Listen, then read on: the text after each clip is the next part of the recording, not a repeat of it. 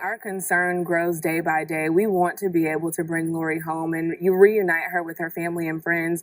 When you have this amount of time that goes by, our concern always increases, but we've really been concerned since day one. Alicia Hill. Where was this energy before? Why you wasn't kicking nobody doors in when she went missing? It's been 8 months. Every parent's worst nightmare is the disappearance of their child. But what if the person meant to protect them was also the one responsible for their ultimate demise? This is the heartbreaking story of Lori Paige, a 12-year-old girl from Florida whose brief life ended in tragedy, revealing a dark secret held by the very person entrusted with her care. Lori Annalise Paige was born to Miranda White and Andrew Wiley on April 14, 2011. Lori's mother was only 17 years old when she gave birth to her.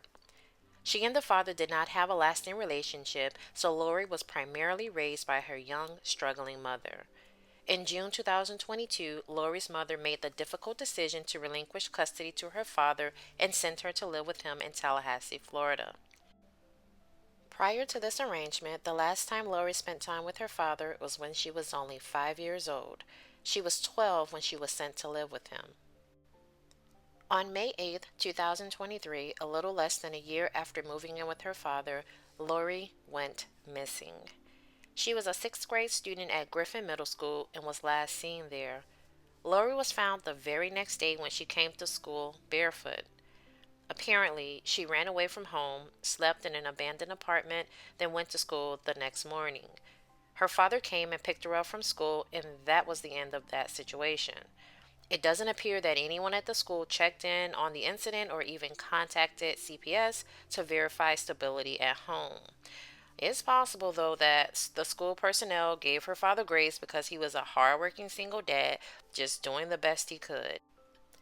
He had a great, stable job and appeared to take good care of Lori since she was always in attendance at school and achieved good grades. But what if just one person at that school sounded the alarm? What if they assumed that she was an abused little girl instead of a runaway? And then the story that they told, I said, well, what? Where was she? The story that I was told by her father and by TPD was that she went to school the next day, which sounds like Lori. Lori loves school. Lori's always loved school.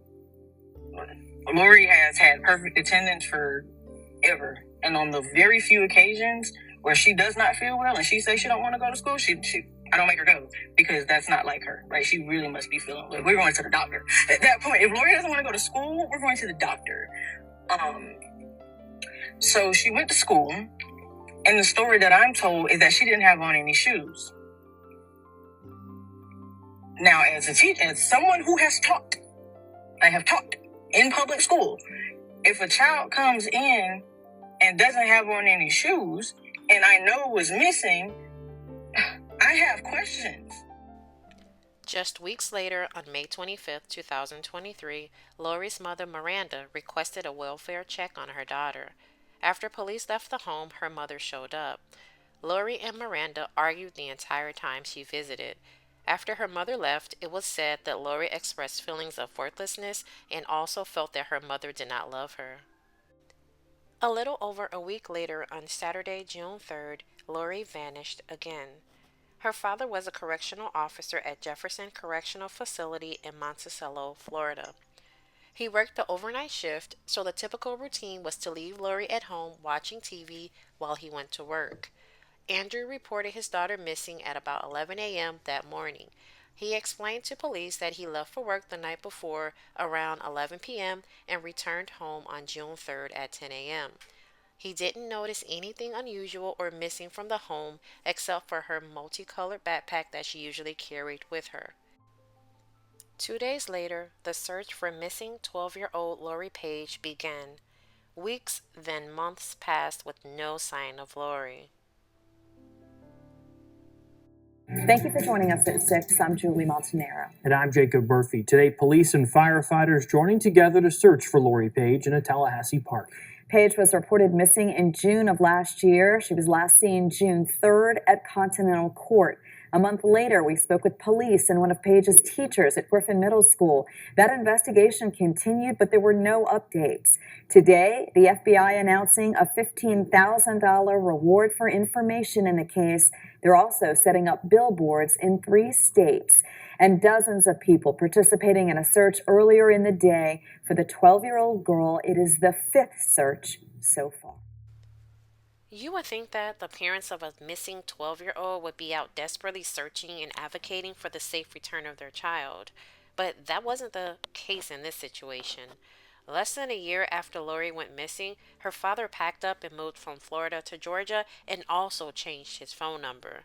Lori's mother was busy living her life as if her daughter was not out in the world, lost and in harm's way. While the parents moved on with their life, there was at least one person out there that was still searching for Lori. One of her teachers at Griffin Middle School, Margaret Summers. As you guys mentioned, she's been missing for nearly 8 months. So I spoke with a woman again today who taught Lori Paige in school at Griffin Middle. And she says it's really unbelievable that this 12-year-old is still missing. But she also says that is not a reason to give up. I'm feeling discouraged. Just to not know anything for 8 months feels like too long. Margaret Summers says the days grow longer knowing that 12-year-old Lori Paige is still missing after nearly 8 months. Every kid matters. And if she just disappeared and nobody knew about it, wouldn't that say she doesn't matter? She does matter. And she's going to continue to matter. And here we are 8 months later. We haven't stopped looking. We're not going to stop looking. Tuesday, about 90 people between Tallahassee Police and Fire Department searched 64 acres of Mission San Luis Park. TPD says Paige was last seen in the general area near Continental Court off Ocala Road. Our concern grows day by day. We want to be able to bring Lori home and you reunite her with her family and friends. When you have this amount of time that goes by, our concern always increases, but we've really been concerned since day one. Alicia Hill with the police department says this is their 5th search since Paige was originally reported missing last summer. Margaret's continuous efforts to publicize the search for Lori Paige garnered the support of local pastors and news stations in the area. And we're not going to stop looking for her until she's found. I'm Terry Gilliam in the Northwest Tallahassee neighborhood. I look to see what's next in the case of missing Lori Paige. She's not going to be forgotten.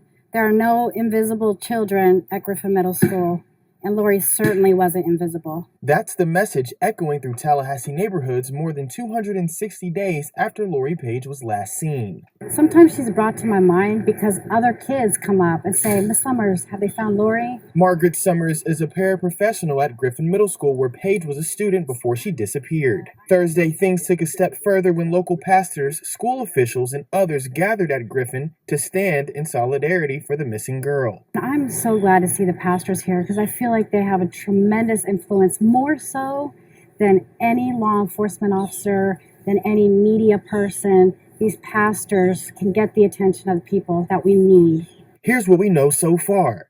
The FBI is offering a reward up to $15,000 for anyone who can help bring Paige home. Digital billboards like this one are going up around Florida, Georgia, and Tennessee, and neighbors are still searching to find her. Griffin Middle School has even put up their own message on their school bulletin. We ask now, Father, that you use us to keep the name of Lori Paige in front of the people. We also checked with TPD Thursday. Though they told us they're not planning any official searches at this time, they did confirm that this case is still active and open. Pastor Rudy Ferguson and neighbors have been trying to find Paige. I asked him about these billboards that can now be seen in the capital city. I think anything that has Lori's face on it is good. All help is good help. A face that Griffin Middle School principal Zelina O'Banner hasn't forgotten either. Just seeing her face when you're riding down the road will help you remember to keep it in the forefront because it's really, really important. An important mission to bring this missing student home. And what I think about her most is when the day is over and I've been with kids, but I haven't been with her. In addition to search efforts and billboard ads, Pastor Ferguson tells me that his church is now donating $5,000 to help with this case. Now over to Malia Thomas, who's reporting in Thomasville. In February 2024, 8 months after she went missing, the FBI launched a billboard campaign offering a $15,000 reward leading to the safe return of 12-year-old Lori Paige. Also around this time, investigation into Lori's father, Andrew, continued. On February 28th, his new home was searched and his vehicle was seized.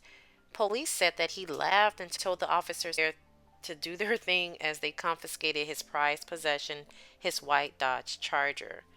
The search of Andrew's car resulted in them finding a variety of items such as a firearm, marks of St. Louis Park, and car cleaning fluid.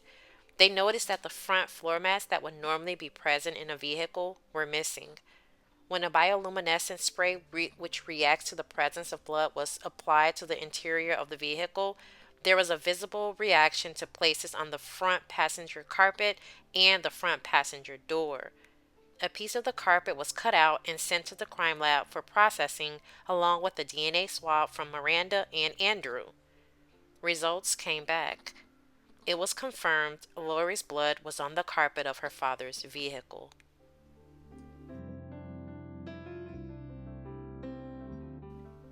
Authorities continued to dig into Andrew's background.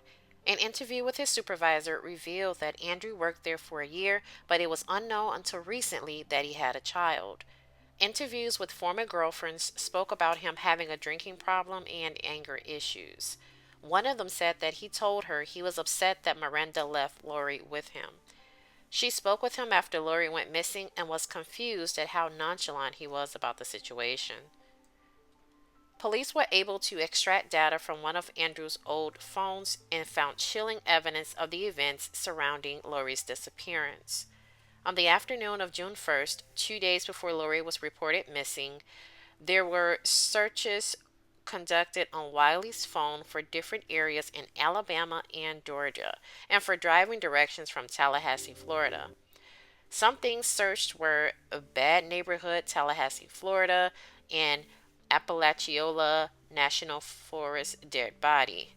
His device also searched, where do police look to find missing kids?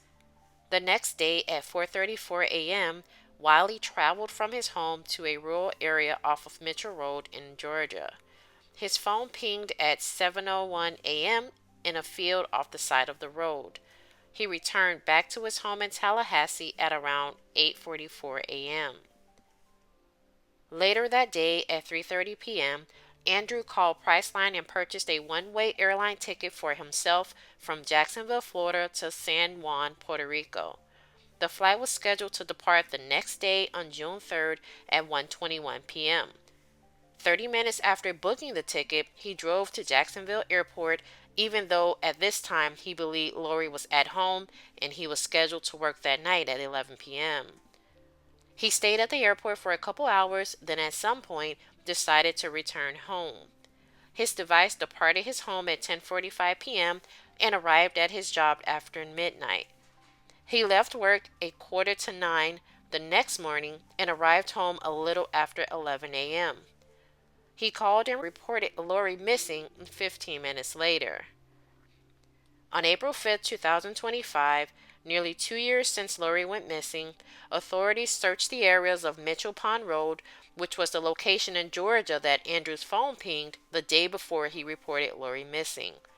That area was searched multiple times before, but it wasn't until a prescribed burn cleared the wooded area, leading to the discovery of human skeletal remains. On April 11th, it was confirmed the bones were the remains of 12-year-old Lori Paige. The same day, police arrested Andrew Wiley and charged him with second-degree murder in connection to the death of his own child. Shockingly, though, he was not able to be tried by a jury of his peers. 2 months after his arrest, he died while in custody at the Leon County Jail on June 19th. The autopsy revealed that he died of natural causes, caused by a pulmonary embolism. About a quarter of those cases result in sudden death with no prior symptoms. The case of Lori Paige is a profound tragedy, highlighting the vulnerability of children and the devastating consequences of betrayal by those who are meant to protect them.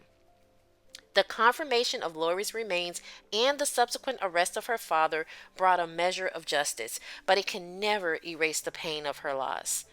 The only good that has come out of this situation is that in Tallahassee, they no longer list children as runaways on missing person flyers. Rest in peace, Lori Annalise Paige. You will forever remain in the hearts of your loved ones and the thoughts of others. It takes a village to raise a child. If you see something, say something.